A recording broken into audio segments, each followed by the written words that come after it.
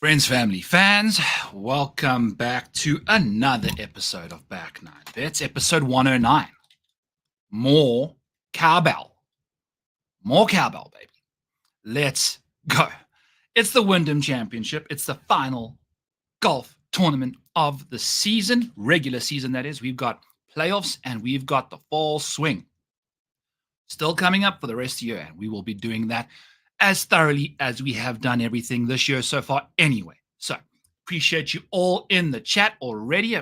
See Phil, what's going on over here, my man? What's up? Got my Rotoballer sales outfit on. Got my Rotoballer merch, and this golf polo is a little bigger on me. It makes me look like I'm a door-to-door salesman nowadays, but hey, we've got those out there for you guys. On the Rotoballer website, we've got some Rotoballer PGA merch. Now, the t-shirt is one of my favorites, and this hat is amazing. Covers up the hair really well, and it's a good, solid hat.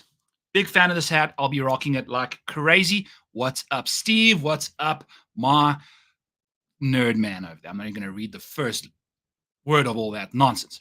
We got the WYNDHAM. Let's dive into some bets. Let's get into our stuff. We're going to do some giveaways. We're going to have some fun. We're going to chat some golf, see what the hell is going on in the golfing world coming up this week. Now, full disclosure, we've got some weather stuff going on. The weather is ass. It's not looking good. I don't know what they're going to do. Potentially going to have to play 54 holes. That's how it goes. What's up, Justin, my man? We got the people coming in hot and heavy now. Love what's going on over here. Let's pull up the model. Let's actually also just pull up the weather. I'll just do that for you guys real quickest. Show y'all what's going on. And then we're going to see how the impact the week. I don't even know. This it's going to be a weird week. I don't even see us playing golf, if I'm being honest with you, to start off with. I did it over there. There we go. Okay. So Thursday is not looking good. We've got 41 mile per hour gusts. It's bad.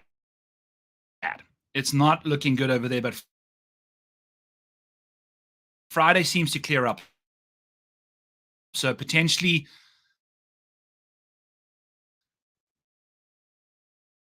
guys going to be playing 36 hole. No, we're going to have to squash these guys in. It's up to the PGA Tour. No, they won't. No, they won't. Computer is slowing down, folks. So we're going to shut some stuff down here. I don't know what is going on from my side of things, but it's looking like we've got some internet stuff. What's Caitlin up to?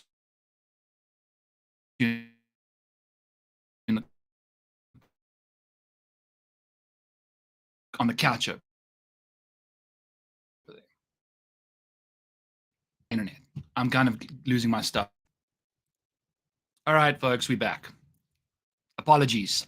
You know, internet's fine all day, then you jump on the show and then it shits out on you. But let's get into this week. What are we looking for this week? Well, we're looking for guys that can hit in the fairway. Internet's struggling, boys. It's okay. I think it looks like it's making a comeback now a little bit.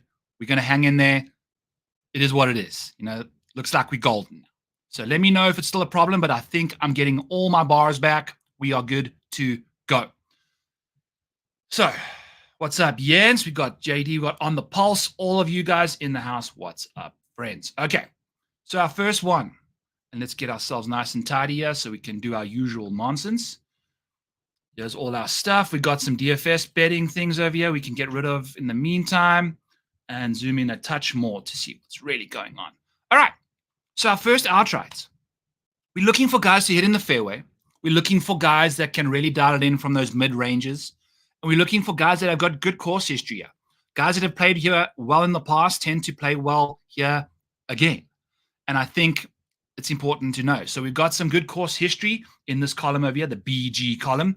And as you can see, Sungjae, very popular bet this week, got the second best course history, got the second best strokes gain total in this field for 2024. So there's a lot that is going his way. He's the most expensive option in DFS. He's $10,700. He's 14-1, I believe, on the betting market. That's fine. We're not going to touch him on the betting side of things, but we are going to be playing Sungjae Im for a top 20. Boys and girls, top 20 for Sungjae Im is on the cards. I'm also just going to hide this tea time. It doesn't really matter, but this is all available to you guys in the model on rotoballer.com. Use code SUMMER for 30% off in the description below. I would appreciate you if you help me help you with all of my stuff. We've got all of this for you guys. I'm going to use my spreadsheet because I just prefer it's easier for me to work with. But here's the model on the Google Sheets. We've got someone hanging out here idly. We got the model for itself, everything that's going on here. We got the course history, all the different years at Sedgefield Country Club, some CPC Sawgrass, some TPC River Highlands, some com courses over there. We've got DFS points scored throughout the year or at the different years at this venue. So you can use this to kind of figure that out.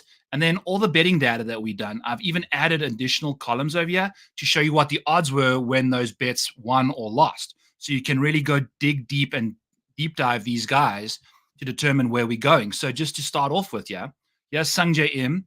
This is his top 20 column right here with $662. I believe this is since the beginning of whenever or the last 12 months. The guy balls out a lot. So, you can see in the last little while, we've been crushing the top 20 market for Sungjae. He's been just cashing in all day over there. It's been good stuff. So as you can see over here on our actual model that I'll be using for the show, he's, returned $662 in the top 20 market.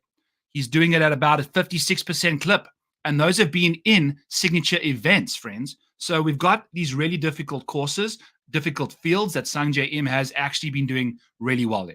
So he's kind of found his groove again, started off rather slowly, like the computer. It is what it is, but I still know what I'm talking about, so we can get along with Sungjae over here. We've got a nice little 4% edge, but if you take a look at what Sungjae Im has been up to over here for the last little while, Sungjae has been a beast at this venue. He's got a T14, a T2, a T24, a T9, and a T6. So 5 or 4 of those last 5, I'm lying to you guys. He has got 5 top 24 finishes at this venue. So we are cruising all over the place here. So we've got lots and lots of top 20s that we can deal with for Sungjae, which I think each one that you have in the last 5 years, we can add an additional percent to our raw edge just based off of course history at this venue. He's knocked that out the park. He's also been crushing it recently. I like the recent form from Sungjae. He's so accurate off the tee. He's solid with the approach game. I just don't know if he's going to win this tournament. That's my thing with Sungjae. I don't even know who will win the tournament. I usually know who's not going to win the tournament. That's my superpower. It doesn't help me with anything. But hey, it is what it is. I keep saying that. I have these random sayings I get stuck in my head as we're rolling. But I think so. I think they have to. With the FedEx Cup on the line, with the final season, they got to get these guys through. I figured they would probably play 54 holes. I mean, I know we've done that for the Pebble Beach Pro-Am, so that's what's going on there. Karim saying, I'm the man. I know, man. What's up, man? Awesome stuff. All right. So Sungjae Im, top 20, minus 110. That's our first bet. And what I've also been up to is I've figured out some P&L stuff. This is some nerdy crap that I've been up to. This is the year, 2024. This is how we've been doing when it comes to betting. Right at the top here, we've got our rate of return on investments. We've got our total dollars invested in each market. We've bet $293 for breaking 100, which is my signature article for betting. We bet 100 total dollars. So basically $10 is a unit. And we've bet $293 on the outrights, and we've lost $189 in the outright market. We've hit Jake Knapp and Davis Thompson. That's it. We suck at betting outrights. I don't know if I'm the only one. I'd imagine there's people worse than me, but also it sucks that I can't hit these winners, but it is what it is. You know your strengths. Having records like this helps you figure out your shit. So if you go over to the right-hand side here, and we start looking at all this green, look at this, folks. I'm going to call myself the placement prince today because we have been crushing this placement market. In the top 20, top 10, top 5, and top 40 markets, we've returned $2,070. So it's been really, we've invested $2,070 and we've returned a casual 261. So we really have found our stride in the placement side of things. It's worked out really well for us this year. We're going to keep rolling with that, kind of limiting our investment on the outright side of things. And just to prove my point, we haven't bet Sungjae Im once. So Sungjae Im is going to be the first bet we make on him at all this year. No Sungjae Im for us. So he's going to be our first time we ever betting this dude, which is kind of exciting. I don't often have a guy that I'm betting for the first time in a year. Sungjae Im is that guy. Let's get the hell on to the next bet, which is, let's go to our next guy. We'll just go down the board here. So we don't have any bets on Shane, no Mackenzie Hughes. I do like Mackenzie Hughes a lot this week. I like that he's in my model all the way at the top here. He's actually thriving the last little while. His putting has been sensational. His around the green game has been scintillating. So there's a lot to like from Mackenzie Hughes' side of things. We know that his ball striking can be rough, but you have to make your putts at this venue. And Mackenzie Hughes, friends, has been making his putts. There's only one other person in this field better than Mackenzie when it comes to putting, and his name is Denny McCarthy. So he's all the way down there, but we're not dealing with Denny yet. Mackenzie Hughes is definitely a DFS option. Those are usually guys I put in yellow, and we'll go with that. Moving over to Davis Thompson's situation, we did want to kind of get onto him at a top 40 bet there, but minus 130 was just a touch too shy. Also, I don't know how this golf course kind of suits him, so we're going to move along swiftly. 2, Cameron Young for a top 10 at plus 300. If we take a look at what Cam Young has been up to, he's kind of lost the plot a little bit lately. He used to be rather profitable in the top 10 market there, but he's only losing $31 in that market if you're trying to win 100 every time you're placing a bet for each of these different bets.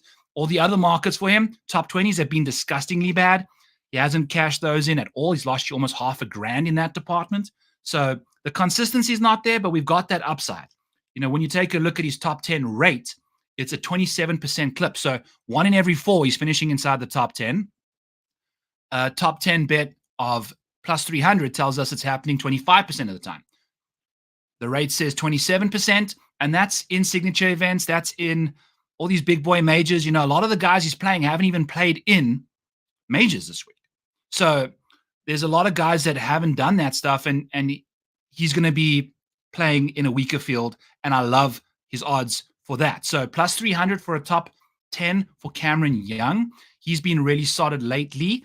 He's got 7 top 20s this year.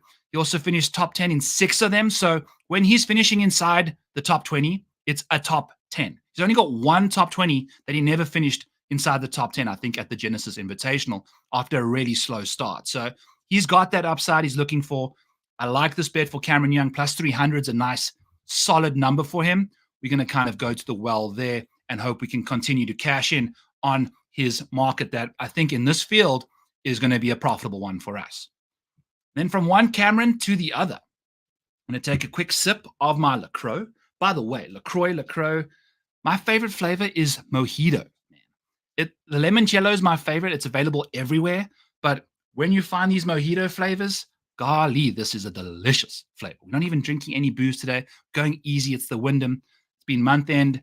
It's crap. It is what it is. Cheers. Grab a mojito. Grab a LaCroix mojito. Grab whatever you need and sip it with me, friends. Welcome to Back 9 Bets, baby. There we go.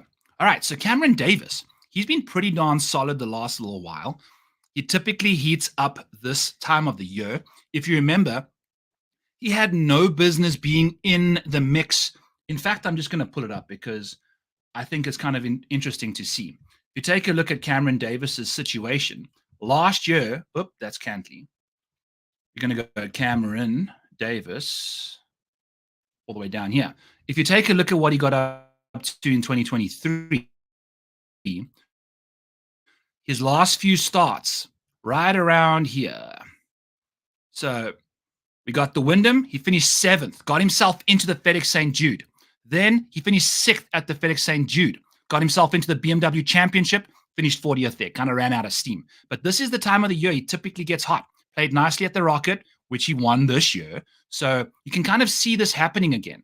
We got the Rocket Mortgage W, and look at this tee to green stuff the last little while. He's been crushing it recently. It's just been the putter that's been a problem. No issues there. If we go down to the bottom here, you can see he's putting at the Wyndham Championship in the last 3 times he's played has been positive. I mean, he's demolished this golf course. His worst finish has been a 22nd place. We got a 15th and a 7th as well. So there we go. You know, this is what we're dealing with. when it comes to him. Great form at this venue, showing some solid ball striking, some solid approach play, some solid around the green stuff. The putter just needs to rectify itself, but he even got a top 20 at the 3M, losing 2 strokes on the greens. So he's really dialing it in. I like his chances this week. We have got Cameron Davis for a top 20 at plus 175. It's a 4% edge based off of his top 20 rate of 40% in his 25 starts in the last year. So he's been doing this for quite some time now. He finds comfort in the top 20 range. The top 5s, I think they kind of come and go as they please. But love his top 20 numbers. I mean, it's only 20% shy of his top 40 rate. So he's really, really kind of consistent when it comes to finishing inside the top 20. Plus 175, Cam Davis, top 20. Let's go to town. Beautiful stuff. Catching up with the chat. Drinking some Margs. What's up, baby? I guess it changed on me a little bit. It jumps on me a little bit. Okay, we're back to the normal thing. Hey, Stephen, thanks for being transparent. I appreciate those kind of comments because it sucks, like when you provide content, when you provide bets, you want to provide winners, but I feel like we've still done that, based off of our placement track record. If like I have to provide winners, I have to provide outrights as a writer, as a content podcaster, all that stuff. But I bet minimal amounts, I bet only 2 units worth when it comes to outrights myself. So it's not even like I'm betting it a lot there either, because I know I'm not the best at that. So I go balls to the wall on the placements. I want to make sure that those are the biggest bets I make. Those are the ones that are going to roll the bankroll over. I appreciate you, Stephen. That's what we're here for. Being transparent, teaching you guys how I've learned my way, and I think it's important to know that. So I appreciate that. JD with the Margs, what's going? Yes, let's go. Jens talking about some twisted teas. Let's go there. I need to get myself some of those too. I'm still waiting on the sponsorship. So hit that like button, get these views up. We need these people to share, our joy here with the twisted teas. Imagine this show is sponsored by Twisted Teas every Tuesday. That would be bizarre. That would be lots of fun. So let's go, baby. And on the pulse, concern about Cam Young recent off the tee accuracy and lack of putting. He did, however, go to college 35 minutes from this golf course. Yeah, Cameron Young is like an enigma. He shows up, he doesn't, just kind of looking at what he's been up to in the year. Maybe the recent stuff is a bit of a problem, but we're betting the guy for a top 10. Plus 300's fine. The ball striking is pretty impressive. Yeah, top 6 in this field. If he can keep that rolling through, we're good to go. The distance and the accuracy with the driver for Cam Young isn't that big of a deal, because this week they're going to be hitting 3-woods off the tee. They're going to be hitting irons. When he does hit driver, it's going to be in a situation that makes tons of sense. There'll be areas for him to miss safely and then just gouge it out of the rough if he needs to. But he's typically a decently accurate driver of the golf ball on these courses. He gains the 32nd most total strokes on these shorter venues. So when he does club down, he's still fine in that range. So I love what he's up to. And if you take a look at his long iron stuff, it's all pretty decent as well. So, those are the clubs that you're hitting off the tee. So I don't mind Cameron Young when it comes to the long irons off the tee. The driver, I don't think, is a big problem. Does have that solid course history, like you mentioned. Does Harman's course history scare you away from betting him, even though all these stats line up to being? Yeah, that's a good point. Okay, I did want to bet Brian Harman, and we never got there. So I guess I'll pull him up, and we'll go with that one, because what bets you don't, some of the best bets you make are the ones you don't. So Brian Harman's situation, I wanted to bet him for a top 5 because that is his market. His only market there is profitable in the top 5. And he does that about 14% of the time. So that's not enough to really get there. The edge wasn't quite there. And yes, the course history for Harman's sporadic. I think he's had some high-end finishes here, also sucked it up and missed a few cuts. So it's not necessarily the greatest situation. Middle-of-the-road course history. He is playing solid golf this year. This course does suit him. I think he's a DFS option versus a bet. Hopefully people kind of steer away from him in that department at $9,300. I feel like that's a solid situation to find ourselves in for Brian Harman. So I don't mind him at all We'll see what goes on there. Not betting him. Going to be playing him in DFS, though, for sure. All right, so Cameron Davis, we spoke about already. Let's scoot on down our rankings over here and get to our guy, our first outright of the week. It's going to be Akshay Bhatia. He is 35-1 at the moment. Pop the 45-1 out there on Monday morning in the Rotoballer Discord, which is part of the premium subscription we do there. I said I'm a terrible outright bettor, but hey, if you're going to follow the bets that we do for outrights, you're usually going to get closing line value, if that makes any sense. So I can confirm, I find the guys that have odds that decrease, which kind of sucks for a Tuesday show, but I pop these in on Monday morning. They're over there. 45-1 was a nice number. I'd still bet it at 35. I think Akshay is a great talent. He's been sensational with the driver. Accuracy-wise, the last 24 rounds, he's finished inside the top 10 in this field accuracy. And when it comes to strokes gained off the tee in the last 24 rounds, he's inside the top 8. So that's good to see from him. As the ball striking shows, he's 13th in the field. He's got a nice combination of iron play and driver that really gets him there, because neither approach or off the tee are inside the top 20, yet his ball striking is 13th. So that shows you that he's a full package option. You can really look into that and kind of see what he can do for us. So I love what he's up to. He's won a tournament this year already. Should have won the Rocket Mortgage. 3-putted from 20 feet or whatever. And that sucked for us. So we're back on the Akshay train again, hoping he can take care of business. What's most important at this venue? Keeping your ball in play. He does that so freaking well. And I'll just show you from a charty kind of situation here. Akshay's driving accuracy has been really solid prior to going over to Scotland and the 3M, whatever. So we've got some increases in distance over here, but look at this accuracy. It's impressive. Since the Charles Schwab, he's really found his groove with the accuracy off the tee. And we've got a bit of distance gains. We've got a bit of distance losses here and there, but it's been impressive. And then take a look at 22nd, 16th, 5th, 2nd. Those are 4 incredible finishes prior to going to the Open Championship and the 3M. We'll pretend that those two didn't happen. This is a much weaker field this week. I think he's going to be completely recharged, revitalized, and ready to freaking go. He is our first outright, 35-1, 45-1, wherever you can grab that number. And then we're going to go with him for a top 20 as well. Akshay Bhatia for a top 20. As I just showed you there, we got 4 top 22s in the last 6 starts. He's been incredible in that market. He's returned you $388 if you've bet to win 100 every time he's played the 30 events in the last year. So there's lots to like from him. His top 20 rate is 40%, and it's telling us that his implied odds are 36%. We're seeing some really good form. We love Akshay Bhatia, plus 175 for a top 20, along with a 35-1 outright ticket is exactly where we are going with Akshay this week. Love his opportunities. Love what he can get up to. Don't see too many people on him because he's missed 3 consecutive cuts here, but this guy can now drive it through a keyhole, and I like that a lot at this venue. I think he's a different golfer. Expect good things. I mean, look at this course history. It's disgusting. Very, very bad. So all good. Different guy, different week, new year. Let's party with Akshay. Tuning back into the chat here. He's performed poorly, but yeah, he'll be fine. Yeah, exactly. It's his first full year on tour. We're going to be okay with there. Well, the thing is, he really burned us at the 3M, but that's the thing. That's why we're getting a 35. That's why we're getting it was also the week right after the Open Championship.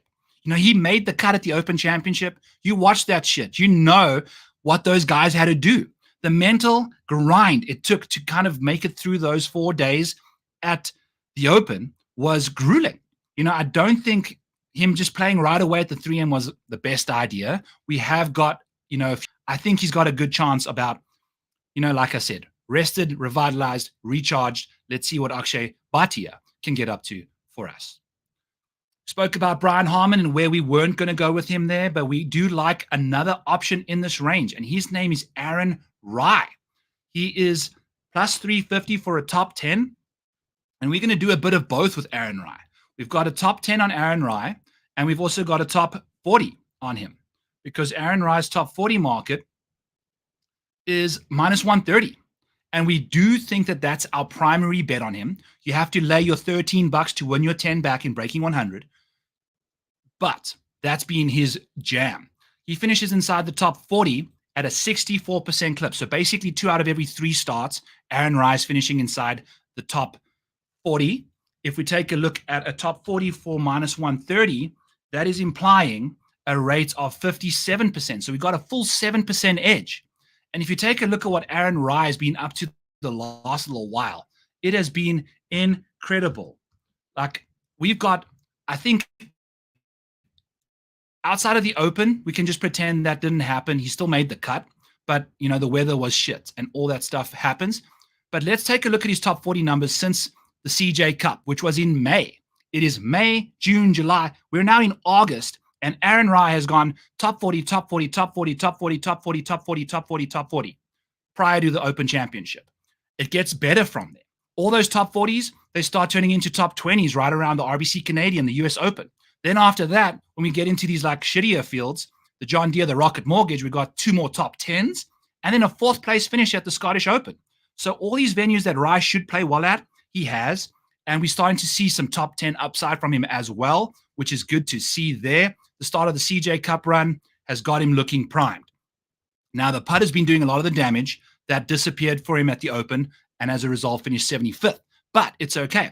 We're betting him top 40 because without the putter, we still, like, as you can see here at the PGA Championship, Charles Schwab, RBC Canadian, he lost strokes putting quite severely in all of them and still finished inside the top 40 because his ball striking, his accuracy off the tee.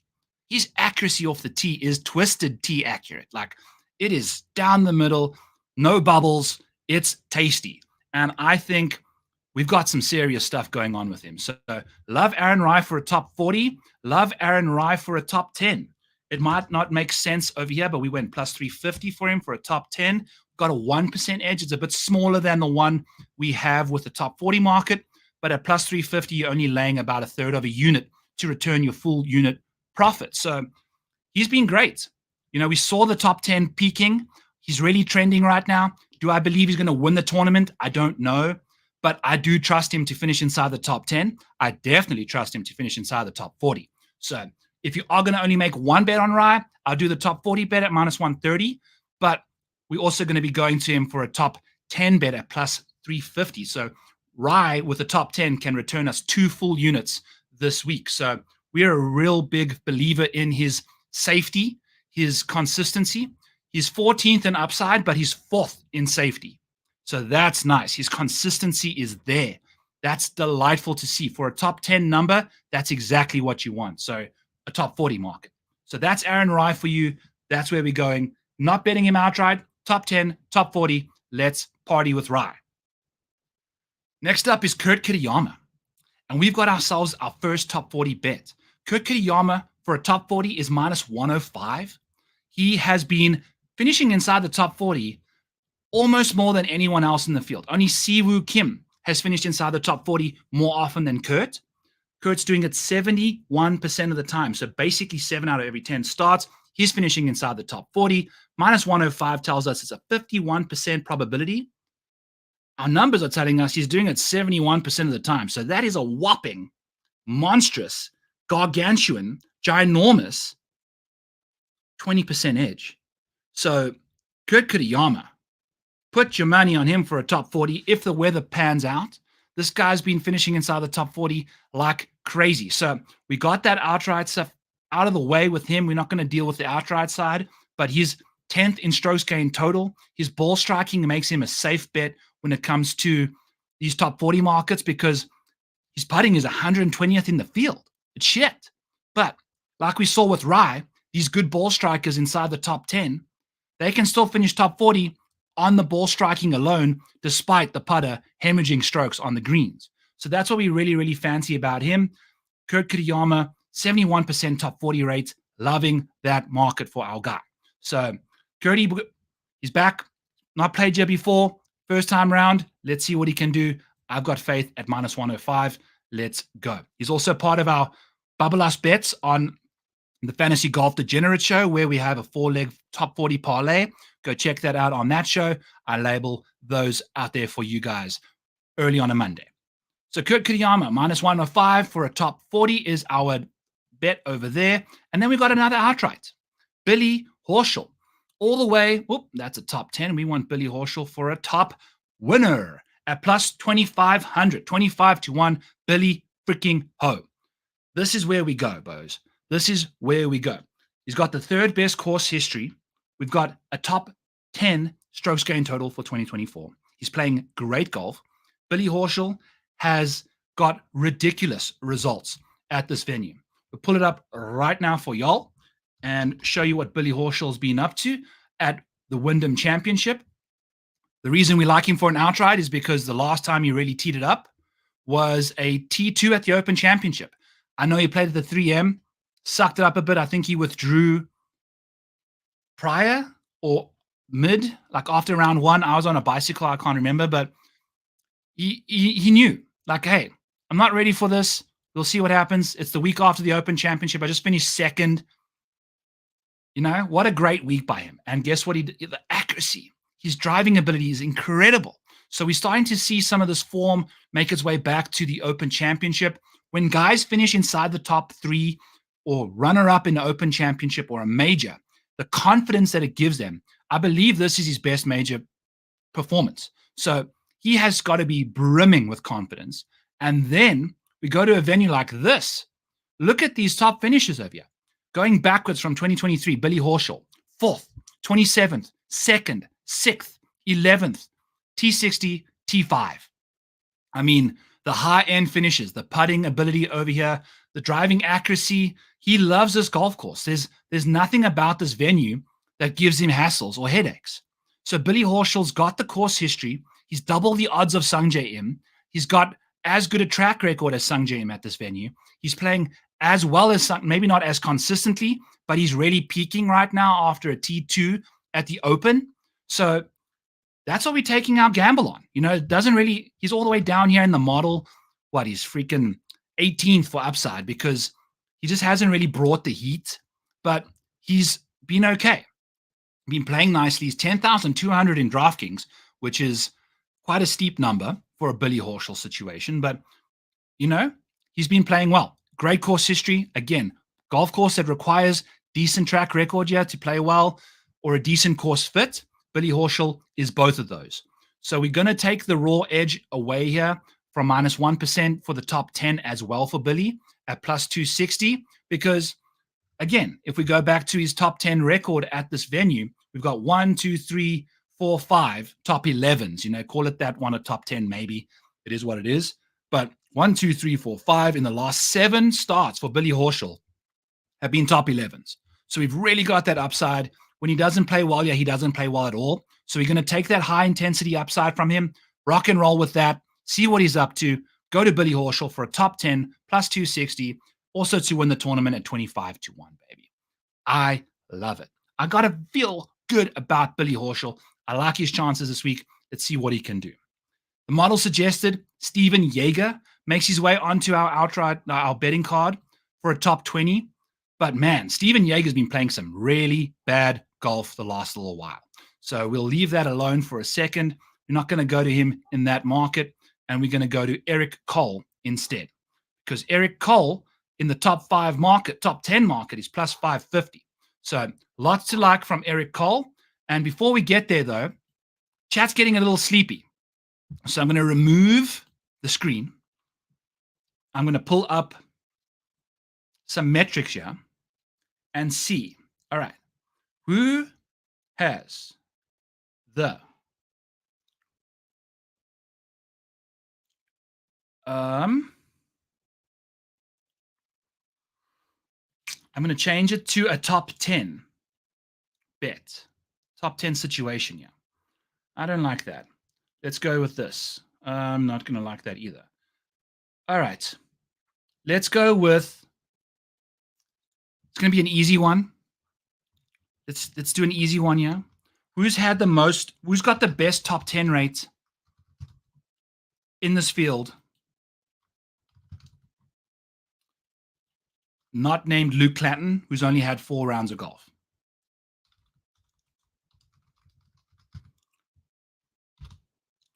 Okay, I'll do two because the first one's going to be quite easy, but the second name may be a bit different. So we'll see what goes on with that for you guys. We'll see how long it takes for you guys to figure it out. But I'll give away the model for 1 week, for this week to you guys, for the first person to get the correct answer for top 10 rates in this field. Not named Luke Clanton. We want to see over the last 12 months who's finished inside the top 10 the most. I'm giving away two.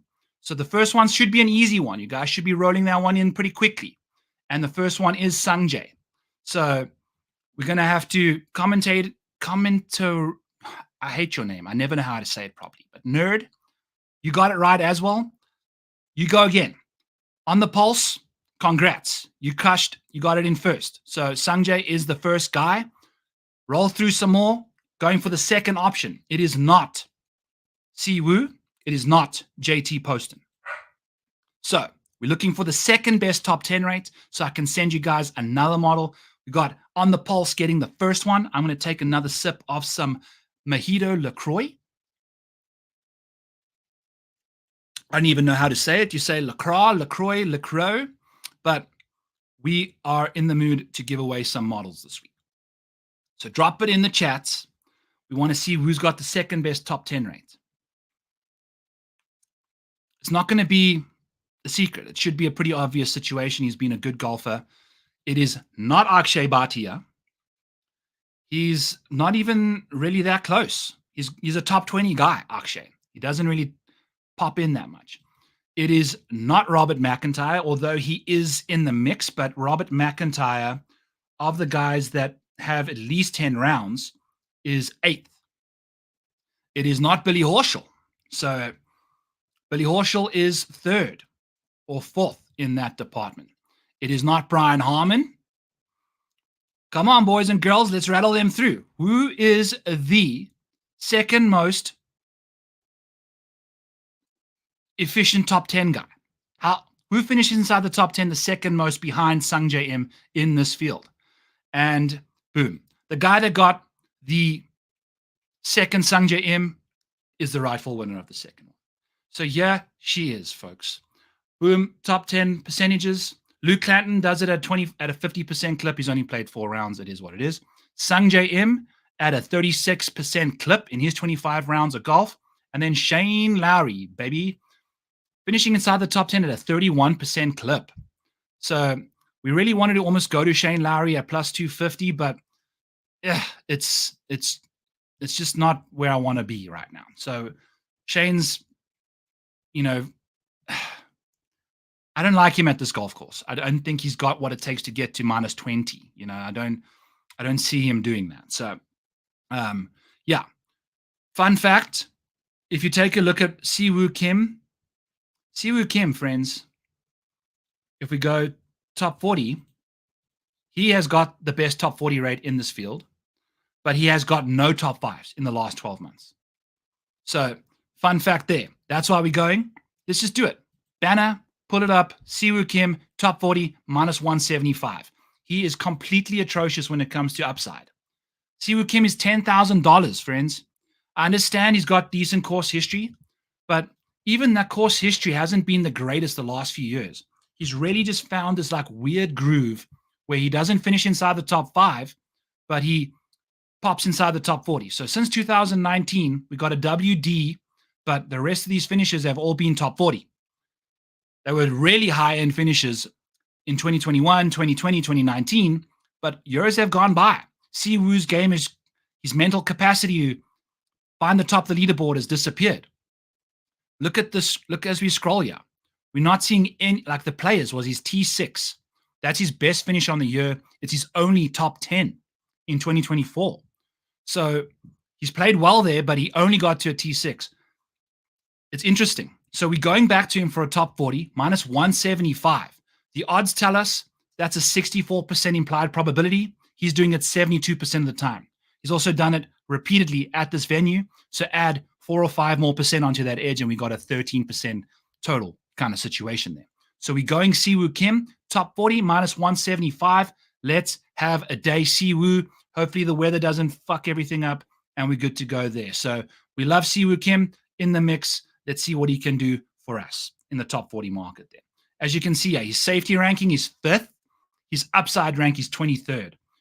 No dice for a guy that's $10,000. So unless you're playing him in like a cash game for safety, make sure he gets through the cut.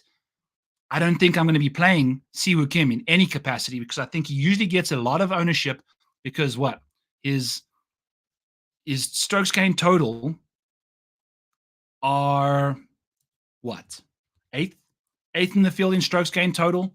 But again, we've only got one top 10 this year. So I don't know how I feel about that. We do like the top 40 bet, though. That's where we want to live and thrive. So that's what's going on there. Moving to our next option, it's going to be all the way. Where the heck are we going next? Let's figure out some stuff. So we've spoken about all these guys. We forgot to speak about Eric Cole. I glossed over him. Eric Cole's recent form has been really solid lately. Where is he on this thing? Eric Cole. His upside ranking for us is 21st, but it's been a rough start to the year for Eric Cole. It's starting to get better, and he's been profitable despite playing poorly this year. Eric Cole's inside the top 5 when it comes to placement bets. He's actually turned a profit around there. He's finished inside the top 5 12% of the time in the last 33 events in the last year. But his top 10 rate is pretty solid too, 21% top 10 rate. So 1 in every 5, Eric Cole's finding himself there, which plus 550, 15% implied probability. We know he's doing it 21% of the time. And at the same time, Eric Cole's recent form is really starting to find its way along the world. Phoebe is a fan of Eric Cole upstairs for sure. And if you take a look at what he's been up to, the John Deere, the Rocket Mortgage, these kind of golf courses, the easier fields, South African, American soil, he likes to play. Look at the green across the board. His whole game has come back into the mix. It's been pretty poor to start the year, but we're starting to find the form he began the year with in essence. So we're finding it there, and off the tee, it's got much, much better. If we pull up 2023, look at the disaster that was off the tee. He was really struggling at times, but getting there with the approach game and around the green. Then he's figured that out now off the tee a little bit with some more consistency towards the end of last year, the beginning of this year. But the rest of his games disappeared until recently. Right around the Travelers, his short game started coming back again. And Eric Cole has showed us 2 top 10s in the last 4 starts, 2 top 10s consecutively in the last 2 starts on American soil. We like Eric Cole for a top 5 at plus 550. Let's go to the well for that. So we are a big fan of his situation there. I'm a big fan of Eric Cole this week for a top 10. So let's see what he can do. I'm excited for him. We got a few more outrights to get to, and then we can do some questions. Feel free to drop some questions in the chat, friends. Hit the like button. Let Mr. Mayo know that you're a fan of the show. Keep me back on the channel over here. We want to have a good time. We want to have a profitable time as well. Yeah, so the Shane Lowry top 10 felt really gross. I agree. And yeah, Eric Cole, Nerd was going to ask about that. Given his T14 here last year, recent form, yes, baby, let's go. So we're all on board with Eric Cole. I'm a fan. You're a fan. Let's get that fan blowing us to the top 10. I'm scrolling and scrolling. I'm going to pull up the banner for our second last outright. And let's just go to Victor Perez. Victor Perez, coming off a 4th place finish. We had a top 3 for him at the freaking Olympics, and he finished 4th. We had a feeling one Frenchman was going to show up for his country. It definitely wasn't Mathieu Pavon, who finished DFL. That was not a good showing. I think he shot 13 over par. Scotty Scheffler shot 19. So what's that? 32 shots behind Scotty. It's almost half a shot per hole. Disgusting from Pavon in his home country. And then I saw an article saying Mathieu Pavon giving tips to ladies French golfers on how to handle the pressure. Like, what is this guy doing giving tips? The guy doesn't know how to handle the pressure. He's got no idea how to handle the pressure. So Victor Perez, 80-1. He's just playing good golf. Maybe that momentum gets him to the promised land. He's shown up a few times. We got 7% top 10 rate in the 15 starts we've had. So Perez is starting to show some form over the last little while. It's been really impressive from him. He's a great golfer when he's in the mix. We've got the Olympics. He finished 4th, missed the cut at the Open, 10th at the Genesis Scottish Open, 12th at the Memorial, 3rd at the RBC Canadian. So there's been a few poor results in between there everywhere, but he's like that. He's a sporadic golfer. He comes and he goes, but he's been great off the tee. The distance and the accuracy combine to work wonders for him at times. The approach play can really spike, and the putter can do the damage that we need in order to get to the promised land at like -20 for this venue. So Victor Perez is our guy this week at 80-1. We're a big fan of him. We're thinking the momentum from his home Olympic 4th place finish. Golly, he just missed out on that one. It was 140-1 with 3 places each way. So I'm trying to scroll over to see where he ranks for the strokes gain metrics, but my computer is being a little bitch, like Mathieu Pavon. But yeah, inside the top 30 when it comes to putting, inside the top 30 when it comes to ball striking for Perez. You know, he's playing solid golf, 30th in the safety, 60th in upside. It's been a little rough of a, situation there, but we think the momentum is really making its way towards Victor Perez for us. So would love him in DFS as well. We're going to be playing him in that department too. I think he's a good option for us to go to. So $7,200, 80-1. Let's go Big Dick Vic for a W this week. I'll just tell you right off the bat, Justin, that I'm not a fan of Nicolai Højgaard. I think I prefer him in majors. I think I prefer him across the pond. He has not done well on American soil. He really hasn't. So we can take a look here because we've got only one more outright to go, and I'll kind of jump across here. We'll knock that out after I deep dive Nicolai Højgaard for you. Only one top, 6% of his starts have been a top 5. That's not the best. I think that's the one top 5 he had was his very first PGA Tour start. Showed up, 0 kind of expectations. He only played 9 holes of the 36 possible holes to warm up at Torrey Pines. 2 courses have to be played before the cut. He played 9 holes of one of them. Finished second to Mathieu Pavon. Nicolai hasn't done anything. He hasn't had another top 10 since then. He's finished inside the top 20 a few times here and there, but that's got to do with the Olympics. That's got to do with, international events. So he's played well here, I guess, in the past, but I can't imagine him playing well again. He's not showing us what he's up to. Maybe he does. Maybe he starts doing his thing, but the track record isn't giving us what we're looking for. So I'm out on Nicolai Højgaard.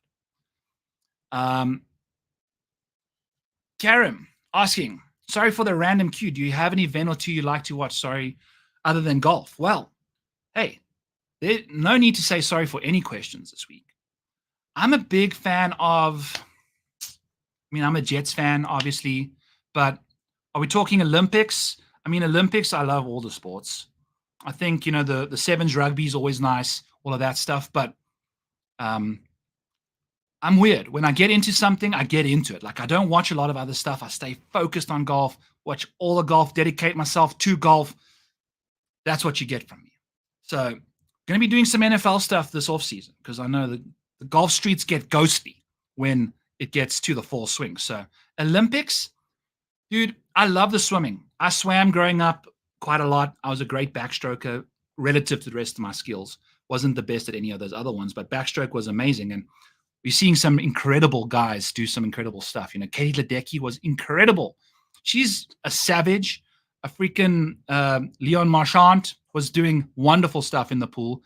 Gold after gold after gold. In his home country, Mathieu Pavon should take some notes from him because that's the tough side. What's her name? Tatiana Skuman got us a gold and a silver. She got half our medal count for us in the breaststroke in the pools. So Tatiana's been amazing, man. And then obviously our Blitzbokke, our sevens rugby team, got a bronze for us. And then we had our first mountain bike bronze, I believe, for mountain biking. So we got 4 medals since the last time I checked. We had a guy in the 100-meter final. And barely, I didn't even know he was in the final because you take a look at that like screenshot down the line and you don't see anyone. You just see all of these people in the same exact line. Our South African guy was right in the mix. He was fourth or fifth, which was basically a nostril from being a medal. That was a close-ass 100-meter finish. Incredible, incredible stuff. Justin, dude, bring them all. We're only 50 minutes in. We usually do this for 90. So we got tons of time. Don't you feel like we're going to be doing that? But I'll get Thorbjornsen after I get my outright. I usually somehow forget a freaking outright every time I do this. So we're not going to forget Taylor Moore this week. More cowbell. Taylor Moore cowbell, baby. Let's see what he can get up to. He's had a great track record at this venue. He's been sporadic. He hasn't played great, but he typically plays well at venues that he plays well at. If you take a look at the Rockets, he played well there.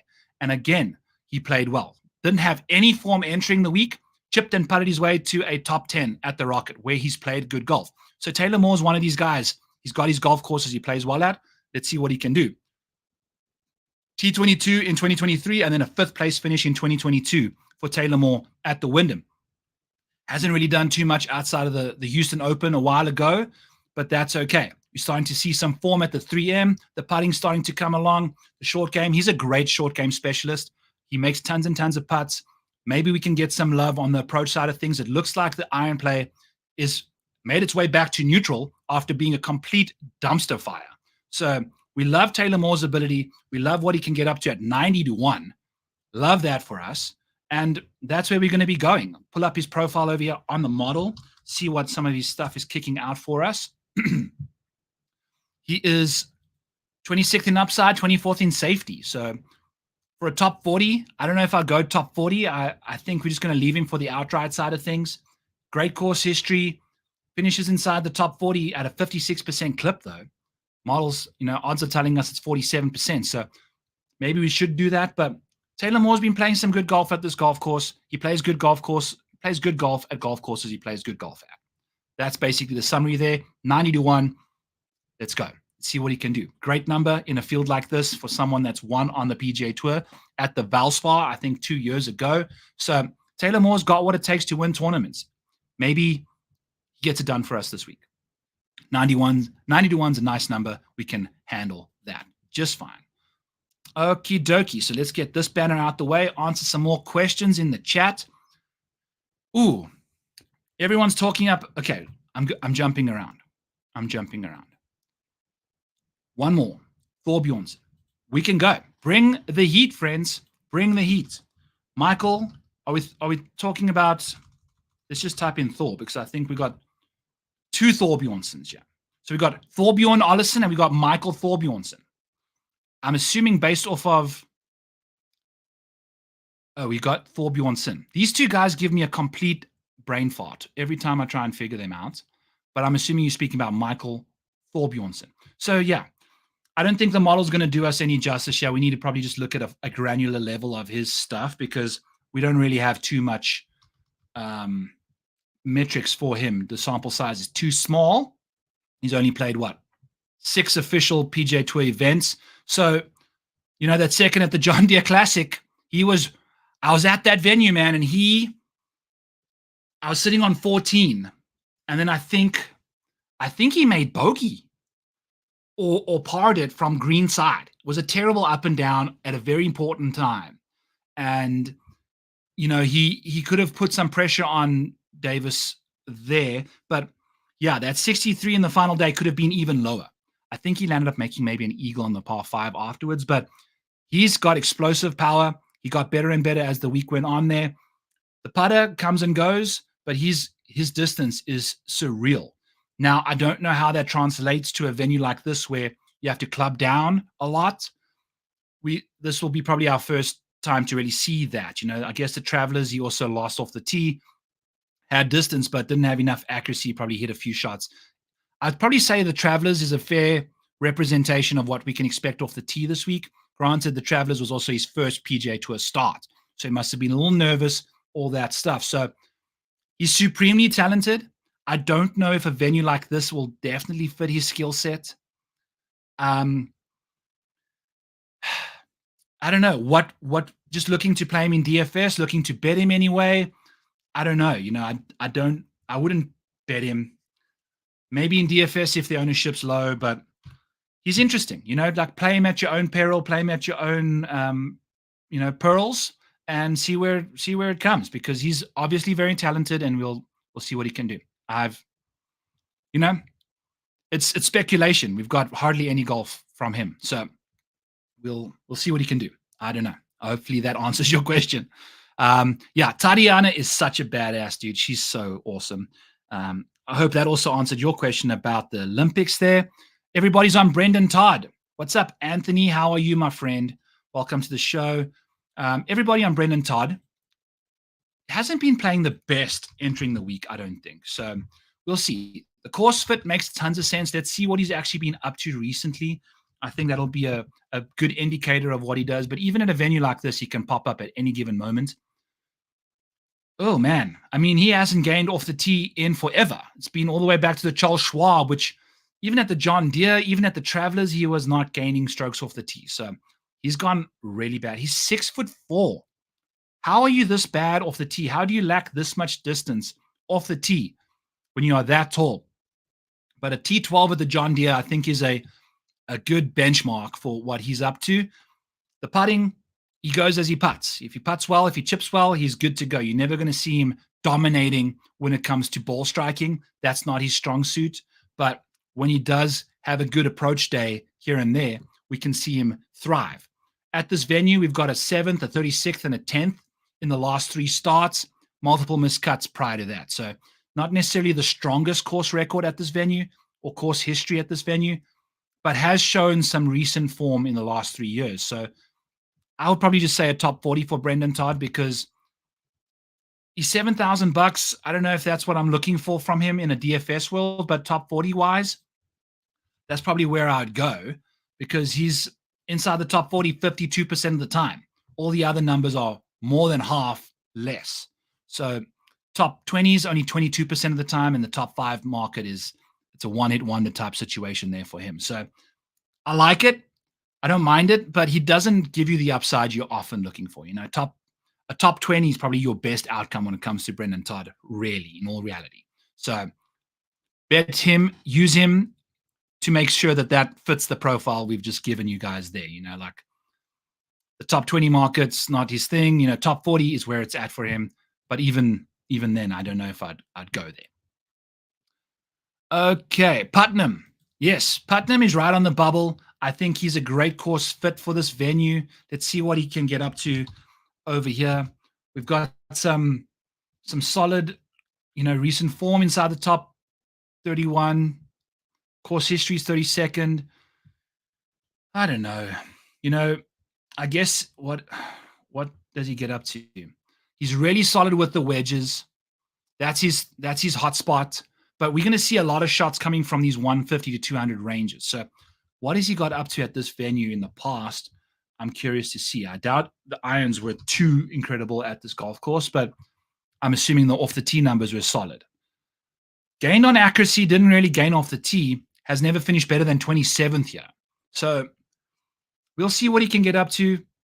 The irons have been great the last little while. The driver has been disgustingly bad. So we've got a little bit of both going on. He typically lacks tons of distance, but even when you're lacking this amount of distance, you're not going to be losing over a stroke to the field. You're kind of just going to be dealing with just lack of there. Like this is not good in my opinion. Even at golf courses like the Travelers, like the John Deere Classic, Charles Schwab, like if you're not gaining off the tee at those venues with this kind of accuracy, I'm not expecting you to do it again this week. And you have to gain off the tee unless you can putt your brains out. And he's not really ever putted well yet. Going back to 2015, maybe, but that's about it. So I don't know. We'll see. I think keep an eye on him. I think he's going to be someone you want to look at going into the fall swing, because he's right on the bubble. If he doesn't get it done, doesn't get into these playoffs, we're going to be seeing him when the weather gets cooler. Okay, I'm just thinking talent-wise, if he was good as he's supposed to be when he's going to break through. This is Michael Thorbjornsson. He's supposed to be when he's going to break through, then never be at the price. Yeah, I know. You're going to have to get on him early, but that's the thing. The books don't have tons of information, so they're kind of pricing him the way he is. Tons of talent. He's probably a Ludwig type golfer, I would say, when it comes to at least driving the ball, maybe. I don't know, but the distance is his main factor. He doesn't have the accuracy that Ludwig typically does. We'll see. You do what you want to do with him there. I'm kind of just playing the wait and see game with Michael Thorbjorns. Do you think Akshay could be burned out from playing so often? Can't remember the last time he wasn't playing. Wood Chipper King, welcome to the show. Spoke about Akshay already, but what we mentioned earlier was he sucked it up at the 3M right after making the cut at the Open Championship. Open Championship was tough conditions. You got to make sure your mental capacity is good to go. You're grinding through 4 rounds of golf, then you're flying from England all the way to Minnesota, to a water-infested Minnesota. I don't blame him for playing poorly. He's now had 2 weeks off. And yes, you are correct, because if we take a look at what Akshay's been up to in the last year, it's been a lot of golf. You can take a look at his total events in the last 12 months when the computer tells us it's okay to do so. But it's going to be probably close to 30, I'd imagine. Definitely more than 25. There we go. Starting to think for us. But I don't have a problem in the meantime with Akshay at all. In fact, we've bet him outright. We bet him top 20. I think he's going to be fine. I think he's going to be rested, recharged, ready to go. So we're going to be fine in that department. Much more recharged than the freaking model over here. Okay, yeah. So what? Akshay, in the last 12 months, has played 30 times. You're right. He's also young, does his thing, drinks lots of water on the golf course, but we're going to go top 20 to win this thing. Akshay Bhatia, baby. Adam Svensson. He is in need of a push into the FedEx Cups and been playing pretty good recently. Do you like his chances? I don't know. Svensson's one of these guys as well. I don't know how he won the RSM, because his upside is just not there. Now, we got 1 top 5, I guess, in the last 31 starts for Adam Svensson. Not the best stuff there, but plays nicely at a venue like this. These golf courses that require mid to long irons on approach and positional drives are where Adam Svensson thrives. So we can look over here. If you take a look at off the tee on shorter golf courses, he's 31st in the field. This year off the tee, he's 59th. So he definitely does better when he doesn't have to have tons of distance. He's middle of the pack when it comes to that, but his accuracy is a bit better. We can look at his track record and see the kind of golf courses he's actually played well at. It might make a lot of sense when we start seeing some good results at venues like the Travelers, a short golf course that requires mid to medium irons over there. The Charles Schwab, another shorter golf course where you can have tons of accuracy off the tee and kind of don't have to power out golf balls out there. The only other good finish he had was at the Genesis, where he chipped his brains apart there. So he's played nicely. He had his 7th finish here in 2023. Prior to that, he's made 2 cuts, but never finished better than 31st. So there's a lot going on with Svensson. You know, what is his FedEx Cup ranking? It's 82nd. So yeah, he's going to have to get it together, but his track record it's not the best. You know, he's not showing us the upside you're going to need to make the points to get inside the top 70. Keith Mitchell has been rocking top 20s like crazy, but no upside means no massive injection of points into your FedEx Cup total. You got to have these top end finishes. So I think on the PGA Tour, it's almost better to be a volatile golfer than a consistent one, unless you're supremely consistent. Look at the likes of like Matt Kuchar and things. He's made it to the FedEx Cup playoffs, I think 27 straight years or something ridiculous, but he's struggling this year. So it's going to be interesting to see what he can do. Anthony, we spoke a lot about Siwoo Kim early. 0 upside, despite the good course history. We like him for a top 40. We're betting him minus 175, top 40. He's finishing inside the top 40 72% of the time. Siwoo Kim. So not going to be playing him at $10,000, but we're going to be rolling him out for the bets. We're going to be doing that for Siwoo. I'll pull it up for you quickly, but we do have a much deeper dive on Siwoo earlier in the show. If you take a look at the rest of his profile here, top 10 market is completely atrocious. He's lost you almost $1,500 there. But he finished inside the top 40 at a 72% rate, which is double his top 20 market. So The top 10s, he's only got 1 top 10 and 0 top 5s in the last 25 starts. So no dice on Siwoo from a DFS side of things. We are betting him for a top 40 at minus 175. We're laying the juice.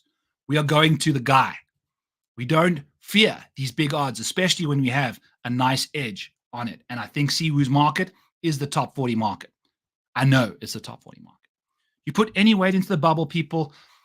It does seem like a weird narrative. And I think, there are some people like Chesson Hadley. Is he even in the field? Because he always plays well, but maybe he just plays well here. Maybe it's guys that just play well at this venue versus nutting up and getting it together for the playoffs.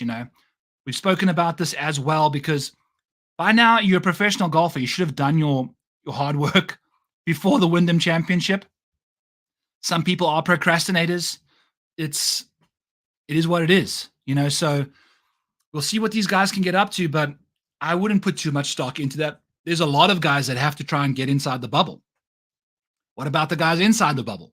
Are they not going to play hard to try and stay inside the bubble versus getting popped out? So we're going to see some heroics, but it's going to be hard to figure out who the guy is that does it. I think thinking and figuring out the course fit is probably the better way to go about handicapping this week. There are people that do like the narratives side of things, but they are few and far between, and I don't know if it's a reliable research metric. Anthony, we already did Aaron Rai as well, so I'll give you the high level on Aaron Rai, but we're betting him top 40 as well, along with the top 10, plus 350 for a top 10, minus 130 for a top 40 for Aaron Rai. We like both markets. He's been really trending the right direction. The top 40 market is the best market for Aaron Rai. Remember, we had a 1% edge for the top 10 bet, and we've got a 7% edge for his top 40 bet at minus 130. So we're going to be doing that for Aaron Rai. Depending on ownership, probably be playing him a little bit in DFS as well at $8,800. Beautiful. Who was the other person? It was Nerd. You need to message me on X as well so I don't forget. I black out on these shows. I don't remember the names. I don't remember who won, whatnot. So let me know on X or figure out, let me know if you want me. I don't know. If we don't have X, I don't know how else to contact you, but On the Pulse is on the pulse. He knows what's up. Hit the like button. Thanks, Karim. I appreciate that. Hit the like button. All right, folks. Last call for alcohol or alco answers. Any other deep dives you want to do on anybody, we can do that before we peel out here. I'll plug Rotoballer one more time while waiting on any messages that may or may not come through. Got the Rotoballer hat. We've got the Rotoballer polo. We've got the Rotoballer t-shirt.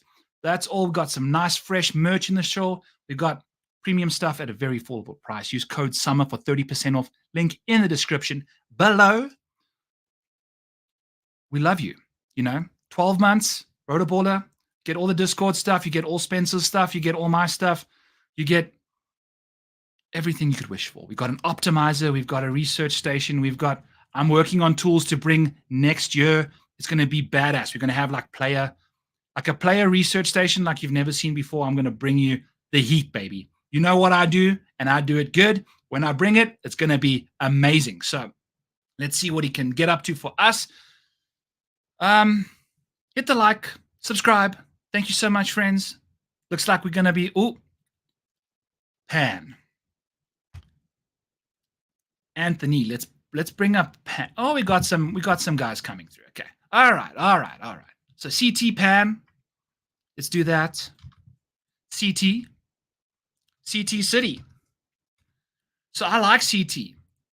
He's profitable across all markets except for the win market. He's played 20 times this year, and his odds are so crappy that when he does finish inside the top 10, when he does finish inside the top 20, he gets the bucks back at a very small cost. So hasn't got the greatest course history yet, but I think what's best for CT Pan is actually looking at a micro level, a granular situation, because he's very sporadic. He comes and goes in the Olympics, but he finished 18th. He must have sucked it up over the weekend. Yeah. 69, 65, 72, 70. No dice there. So, but we're seeing some high-end finishes from CT. You're going to not get anywhere in between. It's a top 20 or a top 10 or bust, baby. That's it for CT. The irons are thriving at times. The putters never really showed up outside the John Deere. When it did, he played really good golf. So I think the John Deere's bent grass. This week we got Bermuda. Whether or not that makes a difference for him, he's played so poorly, you don't really know what he's got up to. But when he thrives, he thrives. So I would be looking for CT to do, like, if you want to bet him top 20, bet him top 10, play him in GPPs. I wouldn't say he's like a cash game option. We've got all these WDs. I mean, we got one WD a year, basically, from this guy. Like every time he plays golf, he's WDing. So WD'd at this venue 2 years ago. So he's high risk, high reward. But when he pops hard, like pop rocks, baby. So, yeah, I like CT Pan's upside. I don't like his safety. I like Andrew Novak as well. I like him as almost like a safe cashish play. His upside's a little rough lately, but we like Andrew Novak there. Let's see. Let's pull up Andrew Novak for our man Jens as well. All right. Novak Djokovic. That's another one on the pulse. Or who was that? Karam asked me. Dude, Novak Djokovic is my guy. He's my favorite tennis player. Even when Roger Federer and Rafael Nadal were playing back in South Africa, watched the tennis all the time. I played tennis. I did everything in high school. So I played tennis on the varsity team. And Novak's my dude. He's always like the crowd favorite underdog in a way. He's always been great, but he's now the GOAT. He's now won all 5 major tournaments, the Grand Slams, and the gold. And he did it to Alcaraz as well. He beat Alcaraz in the final of the Olympics for gold. Probably the best tennis player on the planet, Alcaraz right now, at least consistently without injuries and stuff. Novak's knees all jacked up. He took care of business, baby. I think a 3-set match was very important for him to have, and he did it in 2 sets. So Alcaraz probably would have come back and won it in 5, but Novak was just balling out. So that's probably also another one of my favorite guys. By the way, Roger Federer's mom grew up 20 minutes from where I lived as a kid in South Africa. She grew up in Benoni. I lived in Boksburg. Roger Federer's mom. Fun facts there. Thoughts on Maddie Schmidt? Let's get back to the Schmidtster. Also, one of my favorite characters in a series is Schmidt from New Girl. Great show. All right. So Maddie Schmidt, I guess we don't have his metrics in here because of his name. We'll figure that out later. But off the tee, solid. Around the green, kind of important here. He struggles a bit around the green there, but putts really nicely. I don't know. He's here and there. Solid history at this venue. Does he have a good track record? Is it just a short one? I wouldn't imagine it's very long because he hasn't played on the tour for that long. So, yeah, he's got a 22nd place finish here in 2023 and starting to show some signs of form. KLM Open, he did well. 3M Open, he did nicely. 26th at the Olympics. So he's like, I wouldn't say he's got the most upside in the world, but he's been pretty solid. He's a safe bet the last little while. I mean, since the RBC Canadian, he's only missed 1 cut. I guess the Olympics was a no-cut event, but you know what I'm saying. So he gained strokes at the Olympics anyway. So yeah, I don't know. His main thing is distance off the tee. Maybe he gets it together with the accuracy side of things. He did it nicely at the 3M, nicely at the Barracuda, nicely at the RBC Canadian. So he can dial in the accuracy. Off the tee, he's been solid. So he just needs to find the irons and around the green game. But around the green is going to be important this week. And I think that is one of his biggest deficiencies. So he might be struggling in that department there. Pop rocks in soda. Oh, boy. Late Farcanel. I'm late, brother. All good, dude. We're in the part of the show where the likes like Max Griesemann are the guys we want to look at. Also, a Corn Ferry dude that's really started showing up. Been playing some good golf. I like him a lot, man. I really do. What are his odds? I mean, he's starting to do the stuff that you really want to see. Distance in abundance, solid accuracy along with that. Been playing nice and consistently. starting to get a good feel for, these events that he's finding himself in. Some solid finishes at the US Open. He finished 21st. That's impressive. His only major of the year. 3M, he finished second. Almost beat Johnny Vegas there with a scintillating 63 on Sunday from Griesemann. 13th at the Barracuda, 21st at the Scottish Open, 26th at the John Deere. Lots to like about him. I feel like a solid top 40 bet on Griesemann probably is the way I'd go if you want to do any of that. I'll pull up a top 40 number here and see what that provides us. But yeah, maybe even DFS. I think he'll be quite popular though, because what is his price and the great form from the 3M. So yeah, I mean, not terribly popular, I don't think, then at $7,600, but I like him. I do like him a lot. So let's go Griesemann. I'm a fan. I am a fan. Let's take a look and see what we can see for his top 40 number, because that's something that I would also like to bet if I were a Max Griesemann believer. Plus 137. He's played in 16 events this week. So what's plus 137 for plus 140? There's a 2% edge for Griesemann. And he's in, I would have got there, but we had a lot of bets that we placed this week. So we've already gone through all of those, but I like him. The math checks out there. Solid stuff for a top 40 on the Griesemann. Let's go. Pop Rocks is also a band that gets played on Ragbri. They do like covers of all sorts of stuff. The Joker. Yeah, Joker's great. Federer's my guy, but Joker I've always been a fan of. Yeah. It's Joker, Federer, and then Nadal. Like Nadal's like pulling his wedgies out, standing over the lines all weird. The grunting, Nadal, you can't spell anal without Nadal, or you can't spell Nadal without anal. Like it's just his thing. I don't know what it is about him. He just doesn't do it for me. Yeah, it was, dude. And that's the thing, like the emotion he showed, like the same level of emotion after John Rahm won his first live tournament. Just kidding. But yeah, I mean, ridiculous stuff there. So does Maddie Schmidt say Nick like Nick? Probably. Anyone playing Silverman or Clanton? That's the thing. It's Ben Silverman. I think Spencer has him graded really high. I think he was like 9th in his model. Where do I have Ben Silverman? I've got him 16th for safety. The upside's lacking. Makes tons of sense. Got no top 10s, no top 5s, but 5 of his starts this year have been top 20s. So Ben Silverman, if you're in the mood, a top 20 bet for Ben Silverman. Let's take a look here, because that's probably what you want to look at. Plus 475. That's definitely going to give you an edge. Not going to bet it because, wow, monstrous edge.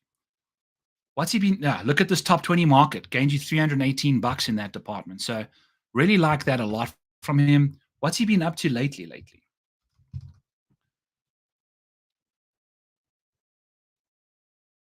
Ooh, that's not the guy we want. Yeah. Where's the upside? Like the Black Eyed Peas, where's the love? I think Ben Silverman's, where's the upside? Tons of accuracy off the tee. One of the most rigorous warm-up routines I've ever seen at the John Deere Classic. Guy was swinging fiberglass sticks like it was his job, stretching ridiculously with bands and stuff, getting in positions that would break my back in half. But he putts nicely, hits his irons well, keeps it in the fairway pretty nicely too, lacks distance and upside, but, gets inside the top 20 every now and then too. So I don't mind Silverman either. What is his price? He's $6,900. That's a solid price for someone that's got the 16th best safety ranking for me. So like that a lot, actually. Nice call there, Jens. Clanton, we don't know. I think he's going to be way more popular than Silverman because just who he is, the name value of the amateur. But yeah, I'll be over Silverman too. I agree with you. Silverman is a first-round leader. Interesting.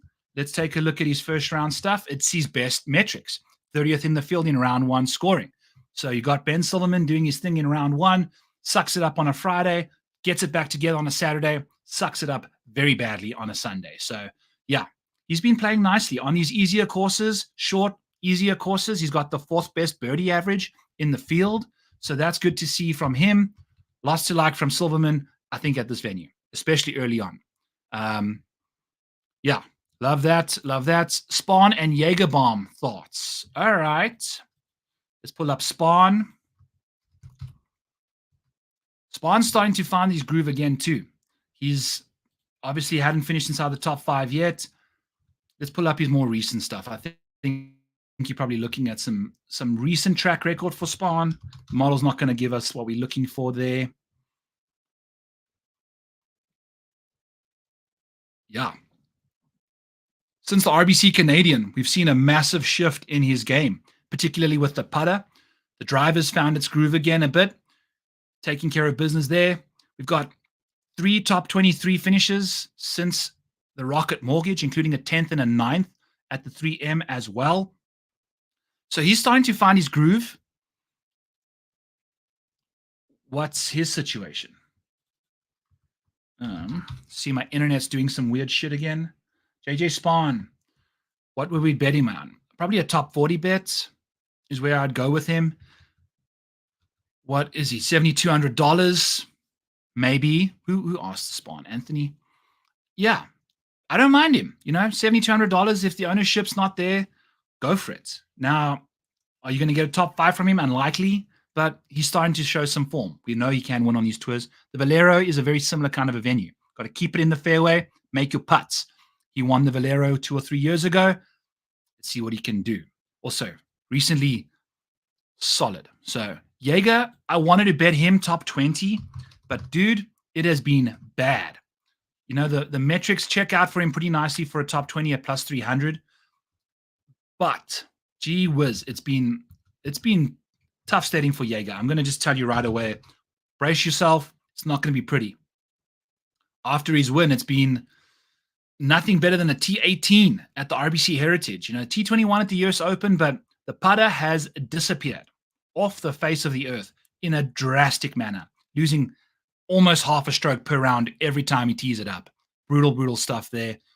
Solid around the greens. He's always been that way. But yeah, those 6 strokes he gained to beat Scotty Scheffler at the Texas Houston Open likely doesn't ever get replicated again in his life. Does he have a week like that ever? 2023 he did at the Houston Open again. He putted incredible there. Wow. So that's the venue for him, huh? Played nicely at the Rocket Mortgage in 22. He also plays nicely there too. Yeah. So interesting. Fun stuff down that rabbit hole, but no. Currently it's not looking good. You got to make lots of putts. The ball striking is here and there. It comes and goes as it pleases. He used to be a top 20 beast, and it's kind of gone south. Like he was rattling off these top 20s in a big way and has lost that ability now. So I'm out on him. Yeah, don't get over invested on Spawn. I think there's other options that are a little safer potentially. But if you're playing lots of contests or lots of lineups, this is the week. So, yeah. Nadal was annoying. Absolutely. Hey, man. Yeah, but the thing is, these guys, they do this. They know what they're getting into. The NFL players with the concussions and stuff. If you want to go down as one of the greatest, you got to make sacrifices, man. So, he's got millions and millions of dollars. He can fix his knees up. I'm assuming they'll get better after a few knee replacements potentially, or just not playing as much tennis. He'll be okay. So, all right, boys. Last thing we do, EVR does interest me this week, especially after his bounce back at the Olympics. Yeah, EVR is a round 1 or a round 4 guy. I played him in round 4. His name is not EVR, it's Eric.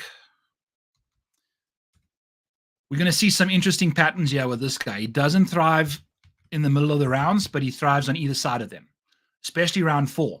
25th in the field in strokes gained in round 4, 61st in round 1, outside the top 75 in round 2, outside the top 100 in round 3 when it comes to strokes gained. So definitely want to bide your time on Van Rooyen till he gets to round 4 and then pounce, because he is a round 4 showdown beast. Women's Olympics, Lydia Ko T5. Okay, Ashley Bauer, South African girl, T10. Wyndham. We're going to go with Jordan Spieth, T5. Max Griesemann, T5. Says Farcanal. T10, Andrew Putnam, T20. I'm reading things all weird. And then you're going seniors, Robert Carlson. Okay, baby. Hey, man. You do your thing, dude. I love Love, you got all the different bets going on out there. I'm a big fan of the Griesemann top 10. Solid stuff there. And Ashley, she's a beast, man. She's a beast. So let's see what she can get up to for us and go from there. Okay. Matt trying to get us to do a shoey. Not going to do that. Have got no reason to do a shoey. You don't hit outrights. We don't do shoeys. Shoeys, we do the shoeys when we want to do the shoeys. And I'm going to also try this one more time. Commentating nerd. Is that even a real word? I've been struggling to read your name all goddamn show, but yes. Yeah, EVR, first round leader, EVR, lowest round in round 4. That's like a perennial bet I'll be placing all the time. So awesome stuff. Go be with my family. Yeah, and there were nasty things in that shoe. I'm not going to lie to you. Awesome stuff, folks. Thank you for tuning in. Back 9 Bets, episode 109. More cowbell, baby. Recap. Billy Horschel, 25-1. Akshay Bhatia, 35-1. Cameron Davis, 45-1. Victor Perez, 80-1. Taylor Moore, 90-1. Our placements, let me pull those up, wrap them up as we get out of here. Billy Horschel, top 10. Cameron Young, top 10. Aaron Rai, top 10. Eric Cole, top 10. Sungjae Im, top 20. Cameron Davis, top 20. Akshay Bhatia, top 20. And then top 40s for Siwoo Kim, Kurt Kitayama, and Aaron Rai. Those are our bets for the placement market. We are the best at that. That's where we're going to focus all of our funds. Have some fun with the outrights because those are always fun to hit, but we're not going to be involving too much bankroll in that department. $85 on the placements, $10 on the outrights, $5 for the farewell 5. So that's what we're getting up to. You got it right. Commentating nerd. Made up. I love it. Gives my brain an absolute pretzel, folks. Let's have ourselves an awesome WYNDHAM Championship week. Let's enjoy watching the guys try and make the FedEx Cup top 70. Let's have ourselves a week, friends. Hit the like, subscribe. Don't forget to sign up to Rotoballer using code SUMMER for 30% off. Catch you guys for the playoffs next week.